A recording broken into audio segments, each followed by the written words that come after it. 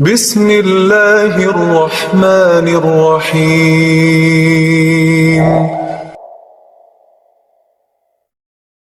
Assalamualaikum warahmatullahi wabarakatuh. Alhamdulillah wassalatu wassalamu ala Rasulillah. Segala puji dan puja kehadirat Allah Subhanahu wa taala, juga salawat dan taslim kepada Nabi besar Muhammad sallallahu alaihi wa ala alihi wa sahbihi wasallam. Saudara seiman, bertemu pada Senin siang ini biasanya memang di materi umum ya. Dan kita akan menjelaskan sekarang ya, persiapan dan bekal menjelang kematian. Dalam pembukaan ini insya Allah kita akan coba ya, menggugah dari sisi hakikat kehidupan dunia ini. Teman-teman sekalian, dunia ini adalah tempat sementara. Saya ulangi lagi, dunia ini tempat sementara dan bukan menjadi target utama bagi orang beriman. Apapun yang kita miliki di dunia ini akan kita tinggalkan. Sebagaimana kita lahir di muka bumi ini dengan badan telanjang dan dibungkus dengan satu lembar selimut di awal lahir, dan kita menangis pada saat itu, bahkan dalam pandangan medis penangisnya bayi awal lahir adalah sebuah tanda sehat ya. Dan juga pada saat meninggal akan sama. Kita akan menggunakan selembar kain kafan dan juga kita akan ditangisi. Kalau kita lahir kita menangis, maka nanti kita akan ditangisi. Itu sudah menjadi umum dan standar. Yang uniknya banyak orang mengetahui hal ini tapi mereka coba menutup mata mereka, menutup hati mereka, menutup pikiran mereka, seakan-akan mereka akan hidup selamanya. Saudaraku seiman, seorang mukmin targetnya akhirat, targetnya mati, karena mati itu ya, akan membawa dia kepada kehidupan abadi. Mati sebuah pintu yang akan membawa kepada kehidupan abadi. Itu yang kita harus tanamkan dalam benak kita. Tidak ada perlu yang dikhawatirkan dalam masalah kematian kecuali dalam keadaan satu, yaitu Anda meninggal dalam keadaan bermaksiat kepada Allah SWT. Apakah itu kekufuran, ya? Apakah itu adalah kemaksiatan yang besar yang Anda tidak sempat taubat, maka itu Anda perlu khawatir. Tapi selama Anda berada di jalur keimanan, beramal saleh, patuh kepada Allah, mematuhi peraturan-peraturan Allah, menjauhi apa yang dilarang, maka tidak ada yang perlu dikhawatirkan. Justru orang mukmin rindu dengan kematian. Dan inilah yang memotivasi para sahabat ridwanullah alaihim dan orang-orang saleh sebelum kita, bagaimana mereka selalu ingin rindu mendapatkan mati syahid dengan berperang. Pada saat dikumandangkan perang, luar biasa mereka berada di saf-saf pertama. Bukan cuma orang-orang tua, anak-anak muda pun diantara mereka begitu keadaannya. Kita dengarkan kisah bagaimana Abdullah bin Abbas, Abdullah bin Umar, Abdullah bin Amr bin As, dan sahabat-sahabat Nabi yang lain yang masih kecil-kecil umurnya di perang Badr. Pada saat Nabi SAW panggil atau di perang Uhud, maka mereka berlumba-lumba ingin berada di jalur peperangan tersebut supaya mereka ikut. Karena mereka sudah tertanamkan, memang target kita bukan dunia. Semuanya akan kita tinggalkan. Ya. Para sahabat ridwanullah alaihim, mereka itu tidak pernah merasa sedih kalau ketinggalan apapun atau kehilangan apapun dari urusan dunia. Apapun itu, walaupun besar di mata orang. Yang mereka sedih justru kalau mereka terlewatkan waktu untuk beribadah. Luput dari sholat berjamaah di masjid, luput dari sholat malam, luput dari membaca Al-Quran yang sudah dijadwalkan, luput dari sedekah, luput dari segala macam perbuatan kebaikan ini. Disitulah mereka merasa sedih. Tapi kalau dunia mereka gak pusing. Karena memang kata Nabi SAW, raka'atai al-fajr khairu minad dunya wa ma fiha. 2 rakaat sholat sunnatul fajr lebih baik daripada dunia dan seluruh isinya. 2 rakaat saja yang kita kerjakan cuma 2-3 menit. Setiap subuh Anda bisa dapatkan itu. Tidak ada sesuatu yang menjadi target utama orang beriman ya, di dunia ini. Kecuali hanya dia tunggangi dunia untuk kebutuhan akhiratnya. Apapun yang dia lakukan hubungkan dengan masalah akhirat. Makan, minum, semua itu dikonsumsi karena memang kita memberikan hak tubuh kita sehingga bisa menerima pahala di sisi Allah Subhanahu wa taala, bukan hanya sekedar menghilangkan lapar dan haus, maka akan jadi mubah kalau itu niatnya. Tapi kalau kita niatkan karena memberikan hak jasad yang Allah sedang amanahkan dan rasa lapar, rasa haus ini Allah yang munculkan supaya kita memberikan hak tubuh kita dan kita gunakan agar tubuh kita lebih kuat dalam beribadah kepada Allah Subhanahu wa taala, di situ akan nilai pahala, ya. Begitu juga dengan tidur, awalnya mubah, bisa menjadi sunnah, bisa menjadi ibadah. Kalau Anda niatkan memberikan hak tubuh, Anda mengantuk, Anda letih, berarti tubuh kita sedang butuh istirahat. Anda tangkap sinyal itu, kemudian Anda ya beristirahat. Dan niat istirahat ini untuk menguatkan tubuh agar bisa lebih kuat beribadah kepada Allah Subhanahu wa taala. Mandi, bukan hanya sekedar mandi biasa supaya hilang rasa gerahnya, itu mubah. Tapi dia bisa menjadi sesuatu yang sunnah, ya, ibadah yang baik. Kalau Anda mengerjakannya karena ingin memberikan hak tubuh, dan juga supaya ya tampil lebih bersih dalam beribadah kepada Allah SWT. Sampai Imam Malik rahimahullah setiap kali mau menyampaikan hadis Nabi SAW, beliau selalu mandi, beliau menggunakan baju yang terbaik, beliau pakai wangi-wangian yang terbaik gitu kan. Ya, begitu juga Imam Abu Hanifah rahimahullah setiap kali mau tampil mengajar ataupun beliau mau sholat malam, beliau selalu menggunakan pakaian yang terbaik, bukan untuk dipuji oleh orang, tapi karena ingin menggunakannya dalam ibadah kepada Allah Subhanahu wa taala. Gitu kan?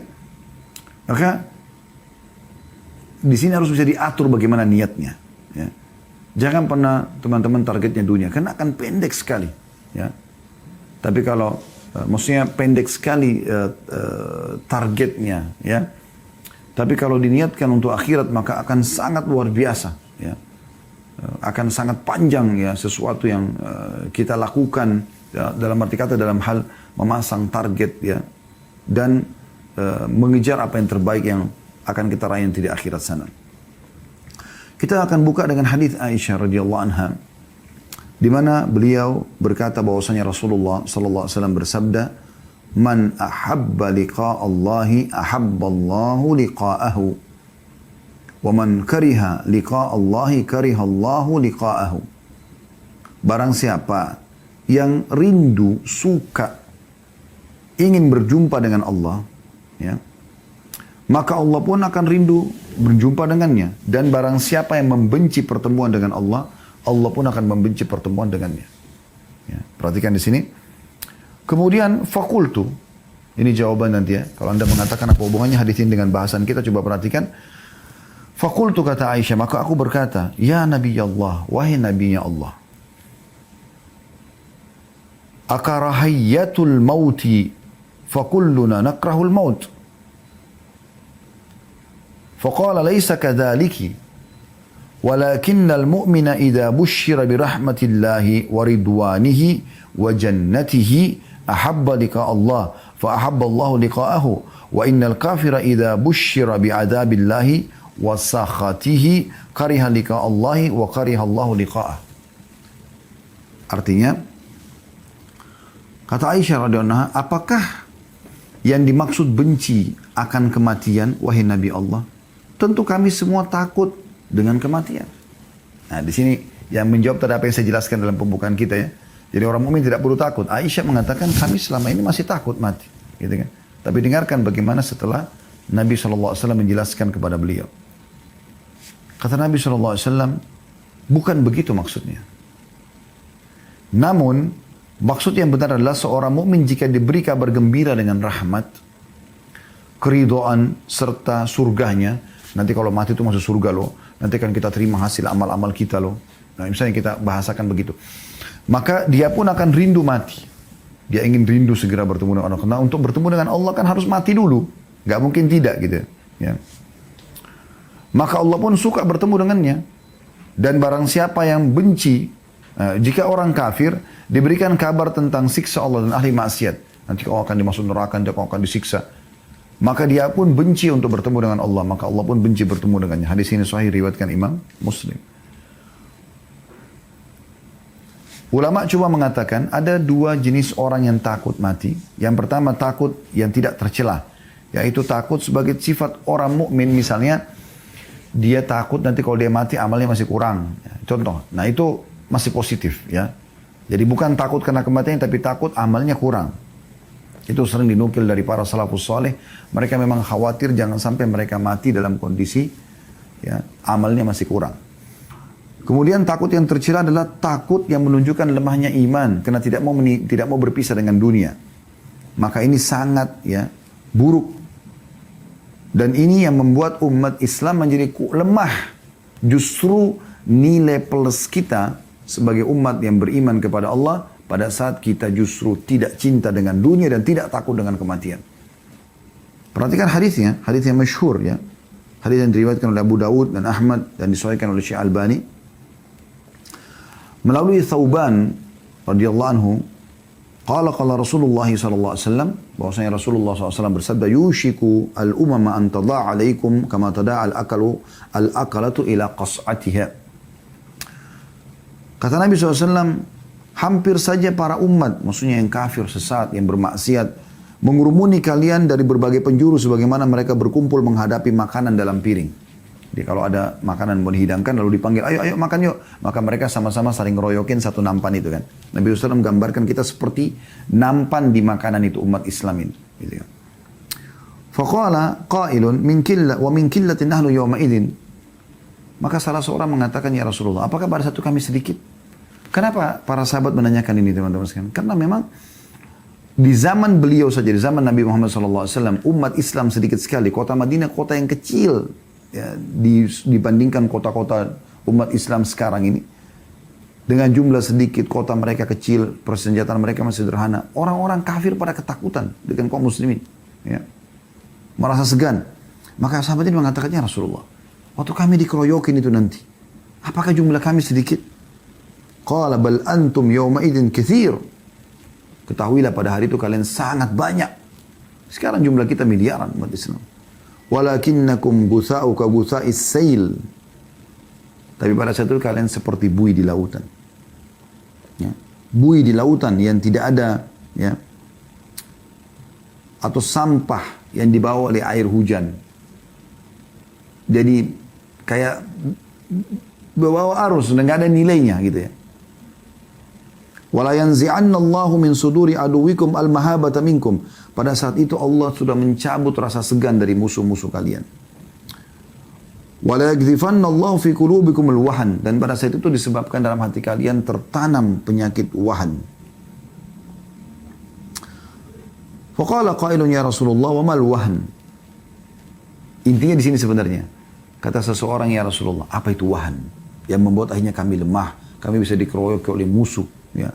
Kata Nabi SAW, qala hubbud dunya wa karahiyatil maut. Ini kuncinya. Cinta dunia, takut berpisah dengan dunia, dan juga benci dengan kematian. Bisa ditangkap ya? Relevansi antara dalil ini dengan apa yang kami sampaikan tadi di pembukaan. Seharusnya seorang mukmin atau setiap mukminah, ya, itu menjadikan target mati itu sebagai target dia. Karena dengan mati, dia akan menjadi orang yang menuju kepada kehidupan abadi. Bertemu dengan Tuhannya, bertemu dengan Rasulullah SAW, melihat hasil amalnya. Yang penting, orang-orang beriman itu sibuk dengan masalah, ya, amal solehnya.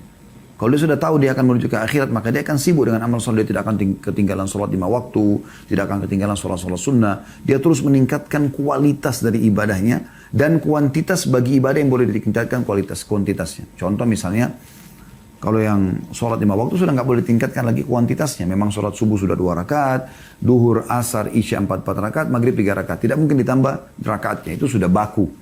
Nah ini kan ibadah yang tinggal ditingkatkan kualitasnya. Ya. Seperti on time, tingkatkan kualitas kehusyuannya, jumlah ayat bacaannya, jumlah bacaan-bacaan ruku dan sujudnya, tidaknya ragamnya semua divariasikan. Kemudian yang boleh ditambah seperti misalnya sedekah, ya. Kalau tadi dia biasa sedekah 10.000 rupiah, dia sekarang sedekah 20.000 rupiah. Dia tingkatkan ke 50.000, dia tingkat 100.000 rupiah, dia tingkat ke 1 juta rupiah. Dia coba selalu meningkatkan kualitas dan kuantitasnya. Itu juga dengan zikir yang memang dibolehkan untuk memperbanyak gitu kan. Baca salawat pada Nabi SAW. Tadinya mungkin dia cuma baca 10 kali, sekarang dia pindah ke 100 kali, dia pindah ke 1000 kali. Dia coba tingkatkan kualitasnya. Ya. Maka itu yang dimaksudkan dengan dia memperbanyak amal. Sehingga dia tinggal dengan penuh keyakinan dia akan menerima hasil amal itu.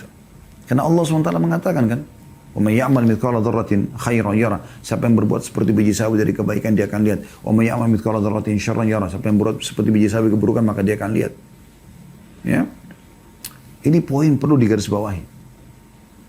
Nabi SAW mengingatkan dalam banyak hadis agar jangan kita teralihkan dengan dunia dan selalu ingat tentang kematian karena dia setiap saat bisa datang. Di antaranya hadis yang masyhur riwayat An-Nasai, riwayat Tirmidzi, Ibnu Majah, riwayat Ahmad. Ya. Dan hadis ini dinilai hasan sahih, ya. Menurut Syekh Albani, yaitu hadis Abu Hurairah radhiyallahu anhu di mana Nabi SAW bersabda, "Aktsiru dzikra hadhimil ladzat." Artinya perbanyak mengingat pemutus kelezatan dunia. Saya mati. Ingat setiap saat kita akan mati, ya. Dan dalam kisah yang lain Ibnu Umar radhiyallahu anhu menceritakan Qala kuntu ma'a Rasulillah sallallahu alaihi wasallam faja'ahu rajulun minal ansar. Saya pernah duduk bersama Rasulullah SAW dan datanglah seorang laki-laki dari Ansar. Ya. Fasallama ala Nabi SAW, dia mengucapkan salam kepada Nabi SAW. Thumma qala, kemudian dia berkata, Ya Rasulullah, ayyul mu'minina afdal. Siapakah orang beriman yang paling baik, yang paling afdal, paling Allah cintai, paling besar pahalanya, paling mulia kedudukannya, paling tinggi derajatnya. Itu maknanya semua. Qala ahsanuhum khuluqa. Yang paling baik akhlaknya. Santun, ramah, dermawan, semuanya kebaikan-kebaikan ada padanya. Qala fa'yul mu'minina akyas. Lalu siapa orang mukmin yang paling cerdas? Qala aktsaruhum lil maut dzikra. Orang mukmin yang paling banyak mengingat kematian. Wa ahsanuhum lima ba'du isti'dada ulaikal akyas. Dan yang paling banyak punya persiapan yang nanti dihadapi setelah kematian. Maksudnya amal saleh, iman dan amal saleh. Maka mereka lah orang-orang yang paling cerdas. Ya. Hadis ini diriwayatkan di Ibnu Majah dan dinyatakan hasan. Juga dalam hadis Nabi SAW yang mengingatkan kepada kita bagaimana caranya agar kita lebih khusyuk dalam sholat, kita lebih semangat dalam ibadah, mengingat kematian. Kalau kita akan kembali, waktu kita terbatas. Ya. Dan ingat teman-teman sekalian, umur kita sebenarnya yang sudah berlalu. Itu umur kita yang sebenarnya. Kayak saya umur 46 tahun, inilah umur saya sebenarnya. Ini yang sudah pasti sudah saya laluin, sudah saya pakai gitu. Tinggal kalau di atas amal soleh kita berharap Allah kabulkan. Kalau ada dosa kita tinggal bertobat dan istighfar kepada Allah. Segera sebelum datang ajal. Jangan selalu berangan-angan dengan yang akan datang. Allahu alam. Berapa umur kita Allah kasih. Semoga Allah panjangkan umur kita di atas ketaatan. Tapi kita tidak pernah tahu berapa banyak lagi umur kita. Jangan terus-menerus lalai. Selalu berangan-angan ulang tahun, ulang tahun, ulang tahun. Lalu dirayakan seperti orang-orang kafir. Ini melalaikan. Makanya para ulama melarang acara ulang tahun itu. Karena memang melalaikan orang. Tiup lilin, kue, pesta-pesta, apalagi kemaksiatan dilakukan. Subhanallah, orang Islam bukan seperti itu keadaannya. Makin bertambah umur berarti makin dekat dia dengan liang lahatnya. Saya dan Anda semua sedang menuju ke liang lahat. Kita tidak tahu siapa yang berdiri jatuh ke liang lahat tersebut. Kata Nabi SAW, agar kita bisa lebih khusyuk sholat, bisa lebih semangat dalam ibadah, Uzkuril mauta fi salatik. Ya, kata Nabi SAW kepada seorang sahabat. Ingatlah kematian dalam salatmu. Fa inna rajula idza dzakara al-maut fi salatihi, ya, fahariyun an yuhsina salatahu. Karena kalau dia ingat kematian dalam salatnya, dia akan memperindah salatnya. Wasul salata rajulin la yadhunnu annahu yusalli salatu atau salatan ghairaha wa iyyaka wa kulla amrin ya'tadhiru aw yu'tadhiru minhu. Salatlah seperti orang yang tidak menyangka lagi bahwasanya ia masih punya kesempatan untuk salat. Hati-hatilah dengan perkara yang kelak malah engkau meminta udzur meralatnya. Maksudnya di akhirat. Dan tidak bisa lagi diperbaikin gitu. Ya. Ini teman-teman sekarang harus jadi sebuah pelajaran. Ya. Sebuah peringatan buat kita. Kalau misalnya ada seseorang, saya sering kasih contoh ini, saya ingatkan kembali ya. Kalau misalnya ada seseorang divonis oleh dokter. Dokter mengatakan, umur Anda tinggal hari ini. Penyakit ini nggak bisa sembuh lagi. Sudah. Apa boleh buat? Sudah harus ya meninggal dunia. Seperti itulah. Lalu Anda masih punya kesempatan untuk sholat. Atau misalnya Anda ditangkap oleh musuh, ditawan, dan sudah tidak bisa lagi buat apa-apa. Musuh akan membunuh Anda. Anda masih dikasih kesempatan buat satu hal. Lalu Anda punya kesempatan untuk sholat. Habis sholat Anda dipenggal. Kira-kira bagaimana sholat Anda? Tentu Anda akan coba menjaga kekhusyuan kepada Allah Subhanahu Wa Taala. Harusnya kita tidak harus tunggu itu teman-teman. Karena malaikat maut jauh lebih hebat, ya, lebih dahsyat prosesnya dibandingkan dengan orang yang akan memenggal kepala Anda itu. Nabi SAW memastikan dalam hadits Ibnu Hibban, Al-Baihaqi dengan sanad hasan. Manfaat mengingat kematian ini, ya. Aktsiru dzikra hadimir ladzat fa inna ma dzakarahu ahadun fi dhiqin min al-'aishi illa wasi'ahu 'alaihi wala fi sa'atin illa dayyaqahu 'alaihi. Perbanyak mengingat pemutus kelezatan dunia, maksudnya kematian. Karena jika seorang mengingatnya saat kehidupannya sempit, maka ia akan merasa lapang. Lagi susah, dia akan tahu, oh, saya akan meninggal kok. Saya juga akan menuju kepada kehidupan abadi. Saya akan senang nanti di sana gitu. Ya. Dan kalau seandainya orang mengingatnya pada saat dia lagi lapang, ya, maka ia tidak akan tertipu dengan dunia. Imam Ad-Dahhak memberikan nasihat yang baik. Dan ini dinukil oleh Al-Qurtubi dalam kitab At-Tadhkirah beliau. Orang yang mengingat mati, maka akan membantu dia menyegerakan taubatnya. Akan membuat hatinya penuh dengan qanaah, rasa cukup. Akan membuat dia semangat beribadah. 3 hal dia dapatkan. Dia akan segera bertaubat, dia akan selalu merasa cukup dengan apa yang ada, dan dia juga akan semangat ibadah. Sedangkan orang kalau lupa mati, sebaliknya, dia akan tunda-tunda taubat, dia tidak akan selalu cukup, merasa cukup dengan apa yang ada, dan dia akan bermalas-malas dalam ibadah. Mati ini teman-teman, bagaimanapun caranya, kita coba menghindar, tidak akan pernah bisa luput. Sehebat apapun Anda berusaha untuk melepaskan diri dari kematian. Kalaupun orang mau coba, tidak ada gunanya. Coba renungi bagaimana Allah mengatakan dalam surah Jum'ah ayat 8. Dan ini kekal ditilawakan oleh orang beriman sampai menjelang hari kiamat nanti. A'udzu billahi minasyaitonir rajim, surah Al-Jum'ah ayat 8. Qul innal mauta alladhi tafirruna minhu fa innahu mulaqikum thumma turadduna ila 'alimil ghaibi wasyahadati fayunabbi'ukum bima kuntum ta'malun. Katakan hai Muhammad, serukan kepada semua orang. Ya. Sesungguhnya kematian yang kamu lari daripadanya, maka sesungguhnya kematian akan menemui kamu. Kemudian kamu akan dikembalikan kepada Allah yang mengetahui yang gaib dan yang nyata. Lalu dia Allah akan memberitahukan kepadamu apa yang telah kamu kerjakan. Kematian yang kau lari daripadanya pasti akan datang kepadamu. Dalam surah An-Nisa ayat 78 Allah juga mengingatkan potongan ayat A'udzubillahi minasyaitonir rajim. Aina ma takunu yudrikkumul mautu walau kuntum fi burujin musyayyadah. Dimanapun kau berada, kematian akan mendapatkan kamu. Pasti kau akan mati. Kendati pun kamu dalam benteng yang tinggi lagi kokoh. Kemudian dalam surah Ar-Rahman ayat 26 sampai 27 Allah juga mengingatkan, A'udzubillahi minasyaitonir rajim. Kullu man 'alaiha fan wa yabqa wajhu rabbika dzul jalali wal ikram. Semua yang ada di muka bumi ini pasti akan binasa. Dan yang tetap kekal lazat Tuhanmu yang mempunyai kebesaran dan kemuliaan. Surah Al-Imran 185 ayat yang paling masyhur masalah kematian. A'udzubillahi minasyaitonir rajim. Kullu nafsin dha'iqatul maut. Al-ayat. Semua jiwa pasti akan mati. Ya. Kata Ibnu Katsir rahimahullah berhubungan dengan ayat-ayat ini, beliau mengatakan dimaksud dengan ayat-ayat di atas adalah setiap orang pasti akan merasakan kematian. Tidak ada seorang pun yang bisa selamat dari kematian, baik ia berusaha lari daripadanya ataupun tidak. Karena setiap orang sudah punya ajal yang pasti. Ya. Tidak mungkin tidak. Maka ini teman-teman sekalian harus difahami baik-baik. Oleh karena itu teman-teman renungilah beberapa hal ini. Memang Nabi SAW ingatkan kepada kita, jangan jadikan dunia ini sebagai target. Saya ingin sentuh sisi ininya ya.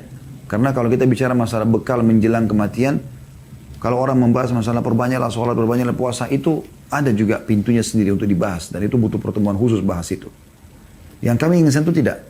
Saya ingin membuat sebuah kendaraan teman-teman sekalian yang saya harapkan ini bisa menjadi pendongkrak utama Anda untuk bisa mengerjakan semua ibadah itu.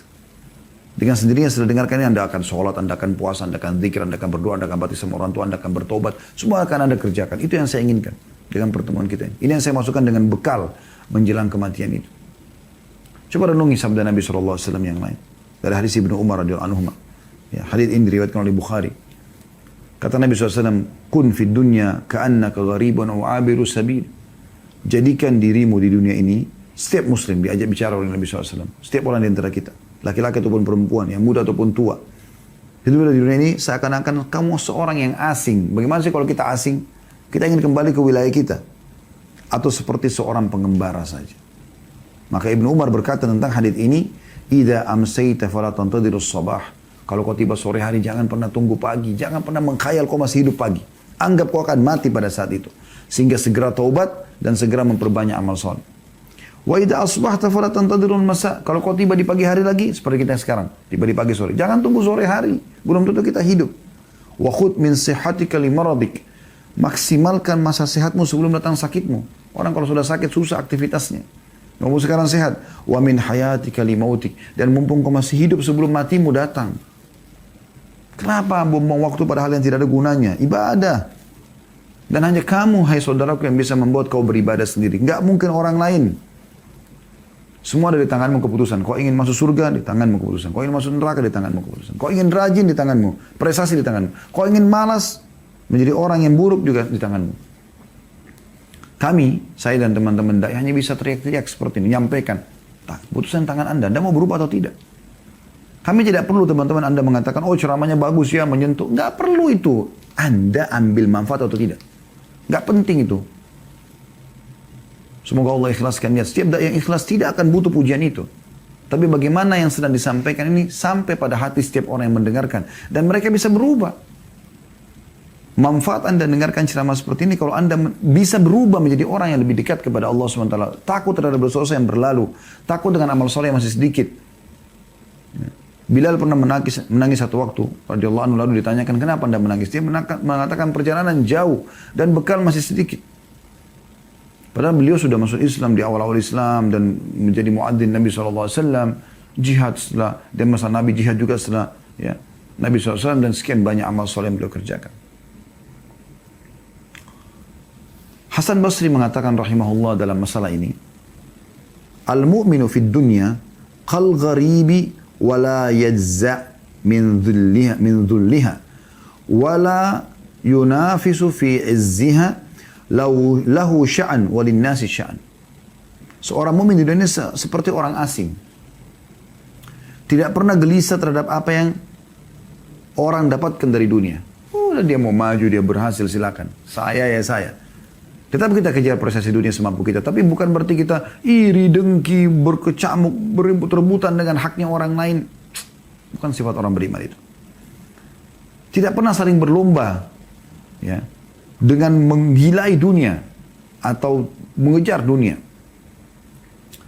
Penggila dunia, pengejar dunia, memiliki urusan sendiri. Dan orang asing, orang beriman, yang ingin kembali ke akhirat juga punya urusan sendiri. Pasti beda. Nggak mungkin sama. Jadi Anda kalau mau jadi orang akhirat, beda dengan orang-orang yang kejar dunia, beda sekali. Mereka bingung dengan kita bersedekah. Mereka pikir kenapa bersedekah, kenapa tidak nabung. Itu karena mereka pikirnya dunia. Mereka heran kenapa kita ke masjid sholat. Bagi mereka itu terlalu membuang waktu. Atau kenapa harus puasa, bukankah cuma sunnah, bukankah lapar, bukankah haus, bukankah begini dan begitu. Atau As-Salimi berkata dalam doanya rahimahullah, Allahumma arham fid dunya gurbati. Ya Allah, kasihanilah, rahmatilah keasinganku di dunia. Maksudnya apa? Aku ingin mau jadi asing dunia, maka bantu aku dengan rahmatmu supaya aku bisa lakukan itu. Warham fil qabri wa ya, wahsyati. Dan selamatkan, kasihani aku dalam kuburku dan hiburlah aku di kesendirianku ya, di kubur itu. Warham mauqifi ghadan baina yadaik, dan kasihani juga aku ya, di saat aku sedang berdiri di antara kedua tanganmu, maksudnya pada hari kiamat nanti. Yahya bin Mu'adz Ar-Razi rahimahullah berkata, ad-dunya khamrus syaitan. Dunia ini khamarnya syaitan, minuman kerasnya syaitan. Wa man sakara minha lam yafiq illa fi uskaril mauti nadiman ma'al khasirin. Siapa yang mabuk, karena kan dunia ini dikatakan khamarnya syaitan. Siapa yang ikut mabuk di situ, barulah tersadarkan ketika kematian telah datang kepadanya. Nantinya ia akan menyesal bersama dengan orang-orang yang merugi. Ada sebuah nasihat yang luar biasa dari Fudail bin Iyad rahimahullah. Seorang ulama tabi'in masyhur. Dia pernah bicara sama seseorang. Kebetulan beliau sudah tua, orang itu juga sudah tua. Yang diajak ngomongin sudah 60 tahunan. Seumur dengan beliau gitu. Beliau bertanya begini. Kam atat alaik? Kam atat alaik? Ya. Udah berapa umurmu? Orang itu menjawab, situna sana. 60 tahun. Kata Fudail, Fa anta mundu sittina sana tasiru ila rabbika yushiku an tabluk. Kalau begitu kau sudah 60 tahun berjalan menuju Tuhanmu dan sebentar lagi kau akan sampai. Orang itu mengatakan, Inna lillahi wa inna ilaihi raji'un. Kami milik Allah, kami akan kembali kepada Allah. Kata Fudail, ata'arifu tafsirah? Apa kau tahu apa makna kalimat yang kau ucapkan tadi istirja itu? Inna lillahi wa inna raji'un. Orang itu diam. Lalu Fudail mengatakan, ya, Ana lillahi abdun wa ilaihi raji'. Makna yang kau ucapkan tadi inna lillahi wa inna raji'un itu, karena kan ini bukan cuma pada saat orang mati seperti sebagian orang Indonesia fahami ya, tapi ini diucapkan kalimat pada saat orang merasa ada sesuatu yang luput dari dia, bisa jadi musibah buat dia karena umur sudah 60 tahun, mungkin amalnya masih sedikit, mungkin tobatnya belum diterima gitu loh. Jadi masukkan dalam kisah ini. Maka Fudail mengatakan yang kau ucapkan tadi inna lillahi wa inna raji'un, maknanya aku adalah hamba Allah dan akan kembali kepada Allah. Itu maknanya. Faman alima annahu lillahi abdun, siapa yang sadar kalau dia adalah hamba Allah, wa annahu ilaihi raji', dan dia akan kembali kepadanya, falya'lam annahu mauquf, maka dia harus sadar kalau dia akan berdiri nanti di hadapan Allah. Wa man alima annahu mauquf, dan siapa yang tahu nanti dia akan diberdirikan pada hari kiamat, falya'lam annahu mas'ul, maka dia juga tahu dia akan bertanggung jawab. Wa man alima annahu mas'ul falyu'id lis-su'ali jawaba. Dan barang siapa yang tahu dia akan diminta pertanggungjawaban, maka dia harus punya persiapan untuk menjawab itu. Maka orang itu bertanya lagi kepada Fudail, famal hila, kalau gitu apa solusinya? Kata Fudail, yasira, mudah sekali. Orang itu bertanya, mahia, apa itu? Kata Fudail, tuhsinu fima bakiya, yugfaru laka ma madha. Ini kalimat luar biasa ya. Perbaiki amal solehmu di sisa umurmu yang masih Allah kasih, maka akan diampuni kesalahan yang lalu. Sekarang kau perbanyak amal soleh termasuk taubat, maka akan dimaafkan kesalahan yang lalu. Dan tersisa berarti amal-amal soleh saja yang kau kerjakan. Fa innaka in asa'ta fima baki, karena kalau kau masih merusak lagi di umur yang tersisa, masih buat dosa lagi, ukhidta bima madha wa bima baqiya. Karena kau akan dihukum dengan apa yang telah lalu dan juga yang akan apa yang tersisa. Nah, jadi ini luar biasa gitu. Harusnya difahami ini teman-teman sekalian. Nasihat yang luar biasa gitu. Ya. Kemudian juga dinukil dari Imam Ahmad rahimahullah. Beliau pernah ditanya tentang zuhud. Ayyu syai'iz zuhdi fid dunia. Bagaimana caranya zuhud di dunia? Supaya tidak terlalu pikirkan dunia gitu. Qala kisarul amal. Tidak memperbanyak angan-angan dunia, ya. Man idza asbah qala la amsi. Yaitu orang kalau tiba di pagi hari dia akan mengatakan saya tidak akan tiba sore. Qala wa hakadha qala Sufyan, dan begitulah Sufyan berkata, qila li Abi Abdullah, ditanyakan kepada Abu Abdullah Musa Imam Ahmad, bi ayyi syai'in nasta'inu ala kisaril amal. Bagaimana caranya kita bisa tidak berangan-angan panjang dengan dunia ini? Qala ma nadri innama huwa taufiq. Kata Imam Ahmad, saya tidak tahu. Yang saya tahu adalah taufik dari Allah. Itu Allah yang memberikan itu. Maka teman-teman renungi baik-baik. Sebelum datang kematian, jangan pernah kita termasuk orang yang mengucapkan ayat ini. Surah Al-Mu'minun ayat 99 sampai ayat 100. Orang-orang yang banyak maksiatnya tidak sempat taubat. Lalai semua waktu di dunia selama hidup yang Allah kasih. Apalagi dalam keadaan kekafiran, kemunafikan, kemusyrikan. Perbuatan-perbuatan bid'ah, sibuk dengan semua hal-hal yang langgar. Diingatkan tidak mau tahu. Maka mereka pada saat meninggal akan mengatakan ayat ini. Qala rabbirji'un la'alli a'malu salihan fima tarakt. Wahai Tuhanku, kembalikan aku ke dunia. Semoga aku bisa mengerjakan amal soleh yang dulu aku tinggalkan. Jangan sampai kita termasuk orang-orang yang seperti ini teman-teman sekalian. Orang yang sibuk menyebutkan masalah-masalah seperti ini. Tidak ada gunanya buat dia. Pertanyaan sederhana teman-teman sekalian. Sampai kapan Anda selalu menunda sholat? Sampai kapan Anda selalu tidak khusyuk dalam sholat? Sampai kapan Anda tidak mau mengerjakan sholat sunnah dengan berbagai macam jenisnya? Sampai kapan Anda menunda-nunda puasa Ramadan dan membayar utangnya? Sampai kapan Anda tidak mau berpuasa sunnah? Umur terus berjalan. Sampai kapan Anda tidak mau membayar zakat? Sampai kapan Anda tidak mau bersedekah? Kita bahas yang wajib dan yang sunnahnya di sini. Kalau Anda sudah kerjakan wajib, Anda tinggal tingkatkan kualitasnya, setelah itu Anda lengkapkan dengan sunnah. Sampai kapan Anda mau berlalai-lalai? Sampai kapan Anda selalu menunda-nunda zikir kepada Allah SWT? Tidak membaca zikir pagi petang, ya, tidak beristighfar setiap hari 100 kali, tidak berdoa kepada Allah antara azan dan iqamah atau pada saat hujan turun. Sampai kapan Anda menunda bakti sama orang tua yang orang tua Anda kebetulan masih hidup? Sampai kapan Anda tidak mengejar pahala-pahala besar dari tangan mereka? Dengan menanyakan kabarnya, dengan menelpon mereka, dengan memenuhi kebutuhan mereka. Sampai kapan? Sampai kapan Anda tidak mau silaturahim dengan kerabat-kerabat Anda? Sampai kapan? Ya. Sampai kapan Anda tidak mau belajar Al-Quran? Sampai sekarang tajwid Anda masih salah. Selalu Anda mengatakan nanti, besok, lusa. Sampai kapan? Tanya diri Anda sendiri, sampai kapan? Apa yang Anda tunggu? Tunggu kematian baru datang? Setelah mati baru kemudian baru menyesal? Sampai kapan?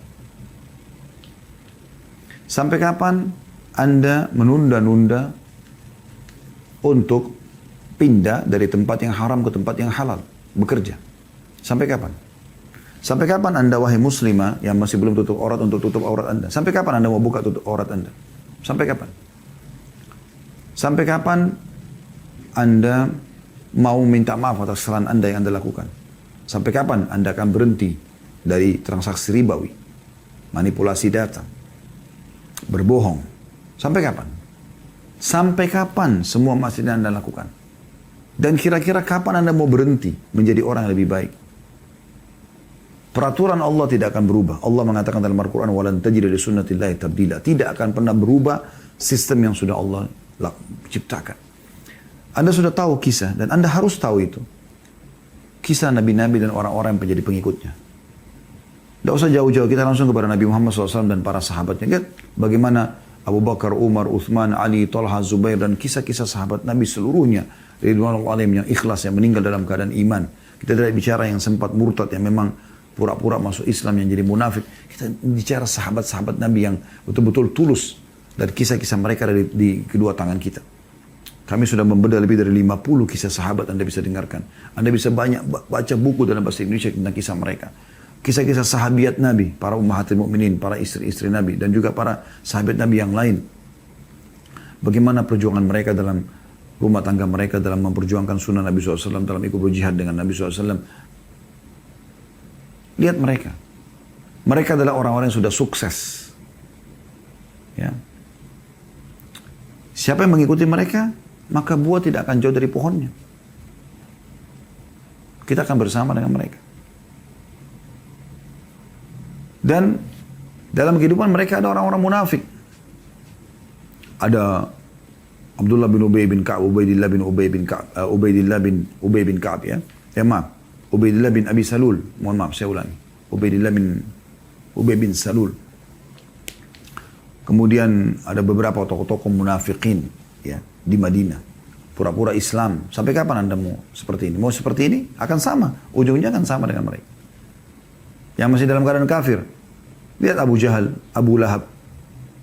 Jaya mereka cuma sebentar di Mekah. Habis itu pada saat mereka terbunuh di perang Badar, selesai.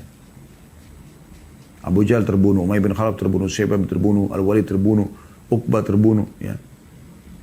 Utbah, ya, terbunuh. Bukan Uqbah tapi Utbah. Kemudian Abu Lahab terbunuh tapi di Mekah, bukan di peperangannya. Habis cerita mereka dan hanya dikenang keburukannya.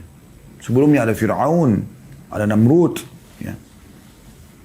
Semua nabi-nabi dan orang beriman selamat, dan semua orang-orang yang kufur, munafik, musyrik, semua akan celaka. Itu tidak akan berubah. Anda tinggal tentukan jalan Anda. Dunia ini sudah lama berlalu, teman-teman sekalian. Bukan baru umurnya. Kita ini penduduk-penduduk terakhir dunia. Jangan Anda pikir Anda ini lahir di dunia ini baru. Enggak, ini dunia sudah tua. Sudah tua. Dalam sebuah riwayat bahkan Nabi SAW menggambarkan dunia ini seperti seorang wanita yang tua sekali. Udah tua. Kita di akhir-akhirnya.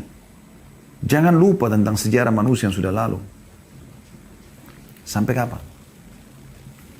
Ada sebuah statement dari Hamid Al-Qaisari. Beliau berkata, rahimahullah, kulluna qad aikana al-maut. Kita semua sebenarnya sudah yakin tentang kematian. Terbukti depan mata kita, kita banyak lihat orang. Bahkan ada orang terdekat kita sudah mati. Saya subhanallah hari Jumat yang lalu, sholat di masjid dekat kantor. Di sebelah kami ditaruh jenazah. Dari sebelum Jumat. Saya duduk sambil melihat. Di sebelah jenazah itu ada jemaah yang sedang sholat. Subhanallah. Yang hidup dan yang mati bersebelahan. Tapi yang hidup masih bisa beraktivitas, yang mati sudah nggak bisa. Yang hidup masih bisa mengamalkan isi khutbah, yang mati sudah nggak bisa. Mungkin bisa saja dia mendengar. Tapi nggak bisa buat apa-apa. Cuma itu fakta. Yang dalam geranda itu kemarin sama dengan mereka ini bisa hidup. Semua kuburan yang kita lewatin teman-teman sekalian, yang di dalam kuburan itu sama seperti kita. Sama, sampai kapan kita mau tutup mata? Kita juga akan seperti mereka. Pasti. Nggak mungkin tidak. Selamatkan dirimu saudaraku. Sebelum telat waktunya. Wa ma nara lahu musta'iddan. Tapi sayangnya, kita tidak mempersiapkan diri untuk itu. Wa kulluna qad aikana bil jannati wa ma nara laha amila. Kita sudah yakin dengan surga, tinggal kita pelajari, kita bisa tahu. Kita tahu orang beriman kalau meninggal masuk surga. Tapi kenapa masih sedikit kita beramal? Wa kulluna qad aikana bin nar wa ma nara lahu khaifa. Kita sudah tahu tentang neraka, bahkan yang belum tahu bisa belajar. Tapi kenapa sedikit sekali orang yang takut untuk masuk ke neraka? Fa'ala ma tafrahun. Lalu kenapa kalian bergembira-gembira ini? Ya. Seakan-akan lupa dengan itu. Wa ma asaitum tantazirun. Dan apa kira-kira yang kalian tunggu? Al-maut, apakah kematian? Fahuwa awwalu waridi alaikum min amrillahi bi khairin aw bi syarr. Padahal dia perkara pertama yang datang kepada Allah, yang memutuskan kalian dari dunia ini, dia bisa jadi baik atau buruk. Kalau meninggal dalam keadaan baik, maka baik. Kalau meninggal dalam keadaan kufur, maksiat, maka buruk. Faya ikhwata siru ila rabbikum sayran jamila. Maka wahai saudara-saudaraku, jalanlah kalian menuju Allah ya dengan sebaik mungkin. Sebaik mungkin, maksimalkan. Renungi sabda Nabi SAW dalam hadis riwayat Al-Hakim, dan ini disahihkan oleh Syekh Albani. Hadis yang masyhur. Kata Nabi SAW, "Igtanimu khamsan qabla khamsin." Maksimalkan 5 perkara sebelum 5 perkara. Nabi ingatkan. Yang pertama, syababaka qabla haramik. Masa mudamu sebelum masa tuamu. Maksimalkan mumpung masih energik, matanya masih terang. Ayo sholat ke masjid, jangan malas-malasan terus. Ayo baca Quran. Jangan sudah tua baru mau berangan-angan. Sampai itu ada salah satu kerabat kami sudah meninggal rahimahullah. Semoga Allah maafkan.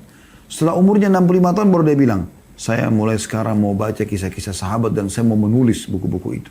65 tahun umurnya.